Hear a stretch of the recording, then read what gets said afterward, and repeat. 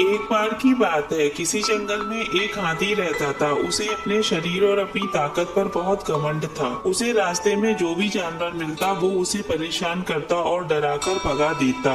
एक दिन वह कहीं जा रहा था। रास्ते में उसने एक पेड़ पर तोते को बैठे देखा और उसने अपने सामने झुकने के लिए बोला। तोते ने झुकने से मना कर दिया तो गुस्से में आकर हाथी ने वो पेड़ ही उखाड़ दिया जिस पर तोता बैठा था। तोता उड़ गया और हाथी उसे देखकर हंसने लगा। फिर एक दिन हाथी नदी के किनारे पानी पीने के लिए गया। वहीं पर चींटियों का छोटा सा घर था। एक चींटी बड़ी मेहनत से अपने लिए खाना इकट्ठा कर रही थी। यह देख हाथी ने पूछा कि तुम क्या कर रही हो? तो चींटी ने कहा कि बरसात का मौसम आने से पहले अपने लिए भोजन जमा कर रही हूँ ताकि बारिश का मौसम बिना किसी परेशानी से निकल जाए। यह सुनकर हाथी के मन में शरारत सूझी और उसने अपनी सूंड से पानी भरकर चींटी के ऊपर डाल दिया। पानी से चींटी का भोजन खराब हो गया और वो पूरी तरह भीग गई। यह देखकर चींटी को बहुत गुस्सा आया और उसने घमंडी हाथी को सबक सिखाने का सोचा। फिर एक दिन चींटी को मौका मिल गया कि वो हाथी को सबक सिखा सके। हाथी भोजन करके हरी घास पर सो रहा था।